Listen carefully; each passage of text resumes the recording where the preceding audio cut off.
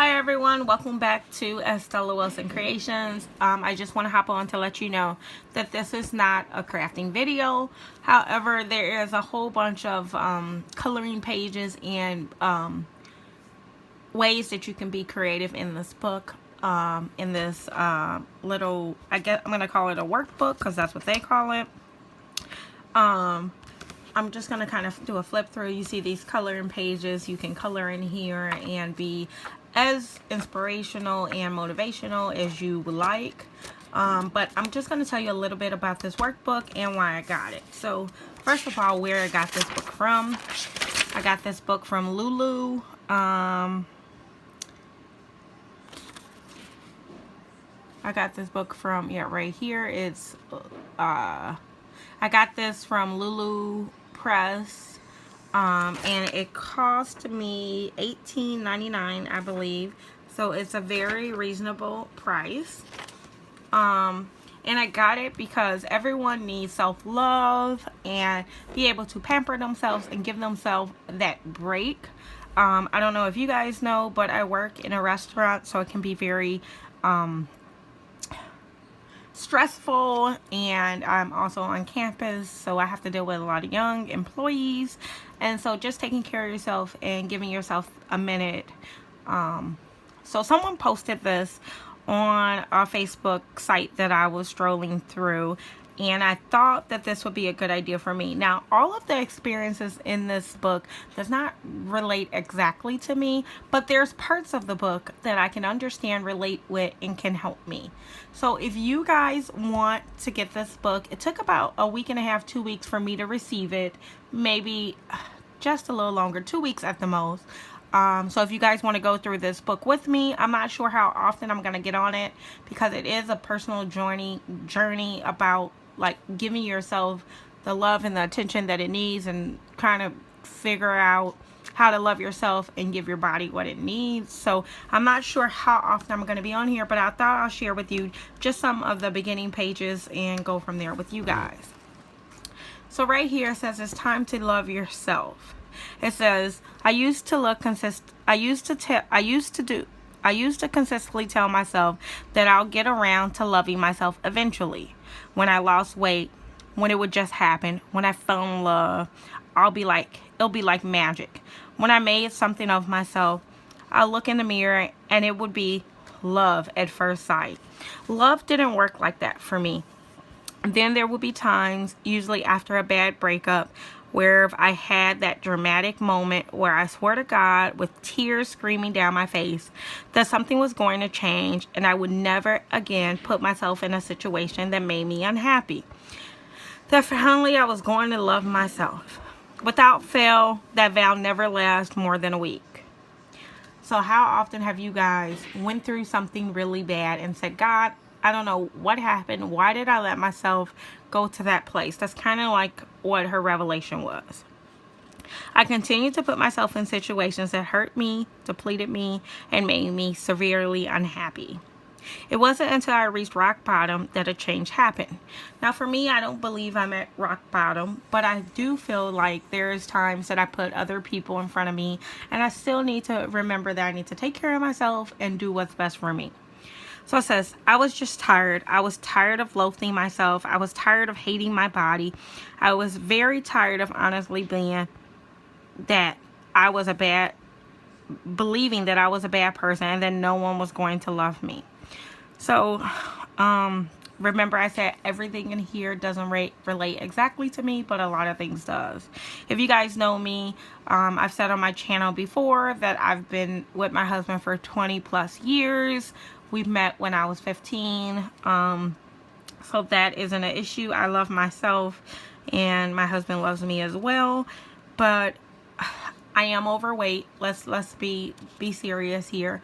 I'm 260 plus pounds, and it's been a struggle with me to lose weight. There is times that I look in the mirror and I don't like what I see, and you get discouraged. You eat, you try to exercise. I work 45 plus hours a week, and the weight just does not come off. Okay, so then it says over here, I believe them so hard But there was part of me that rebelled. The part of me that desperately clung to everyone that might love me, just to prove their predictions wrong. I didn't just want someone to love me. I needed it. I needed to be proven wrong. In that desperation, I clung to people who used me and hurt me. I was using them and hurting them too. I was a vortex, consuming love and attention and never being filled or satisfied enough. Prove that you love me, I would think. My actions would push people away. Testing them, I would put them through so much, feeling violated if they struck around and feeling justified if they didn't. It wasn't until I realized that my lack of love for myself had made it nearly impossible for anyone to love me. It was a feat of strength sometimes just to be around myself. Finally, I learned to love what was in the mirror. It didn't come from a soft, beautiful, loving place within myself. The spark of self-love was born of desperation. I looked at my life and realized that I was sad and alone, and there was a very real possibility that if I didn't change something in my life, I'll have to face that moment over and over again.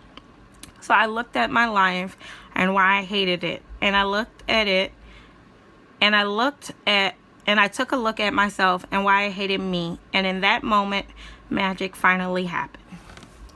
So over here, it talks about what self-love is. So it's in right here. Self-love is thinking about yourself and your wants and needs. Putting in the effort to create a life that you truly love. Engaging in relationships that lift you up and make you feel fulfilled. Taking care of your mental and physical health.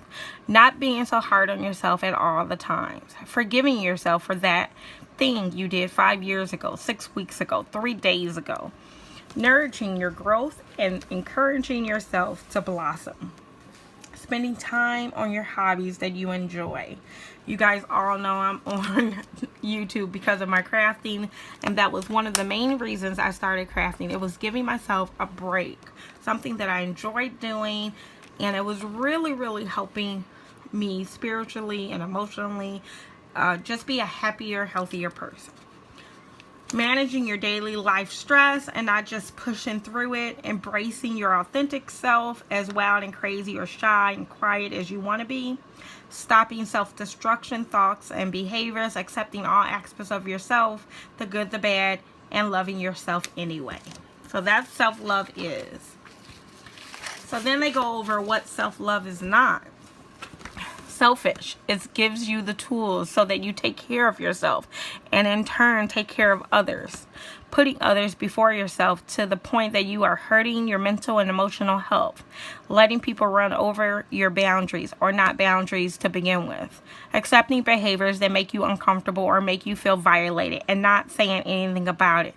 Telling yourself that you will love yourself when you lose weight. Fall in love. Make something of yourself. Putting yourself in unhealthy, dangerous situations. Ignoring the problems in your life. Hoping that they're all just disappear. Having no interests, hobbies, or life outside of your partner. Pampering yourself with vacations and spa days, but ignoring your emotions and everything goes. Negative self-talk or saying mean things to yourself as a form of motivation. These are not self-love techniques. Do you love yourself? Ask yourself that right now. Do you love yourself? I asked myself that question already. So we're over here on this page. I did read a little bit ahead ago before I stopped myself and said I really need to share this book with you guys because I think this is a good workbook for anyone that's looking for some guidance with just like being a happier person. I think this is gonna help. So I read the first, 10 pages or something, and then I stopped and I said I really want to do this with my YouTube subscribers. So I did see a couple of these pages ahead of time. I'll let you know when I catch up to where I didn't read. So it says right here, sit with that question for a few minutes. Don't rush the answer. Don't rush to answer it. Take your time, muddle over it.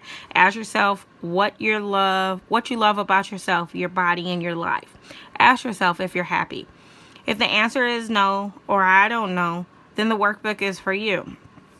It will help you discover what you need to start adding to or subtracting from your life to find happiness, and it will also help you figure out what's stopping you from loving yourself so you can start moving past those experiences. Let's begin. Think about the things that you love about yourself, and then the things that you don't like as much. How are the scales looking? Are you good at showing that love? If you have difficulty loving yourself, why is that? What's the issue that's keeping you from feeling it and embracing it? It is something physical. Do you feel like you aren't attractive? That you hold no beauty? That you're too fat, too hairy, too skinny, too stretch marked? Do you really think that inherently makes you unlovable? It doesn't.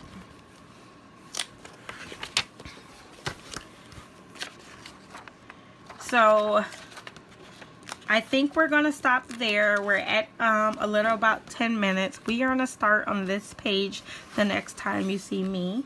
And it is fall. I got this clip right here. I got this from Lena, I believe. And I'm going to use that as my little page marker in this book.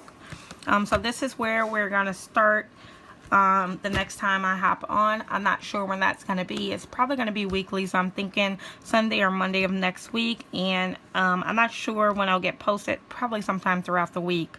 So this is where we're starting off next. Thank you guys for watching this video. I do realize it's not a crafting video, but as you get into it, there is so much space to be creative in it, but they have to set you up so that you know what to do.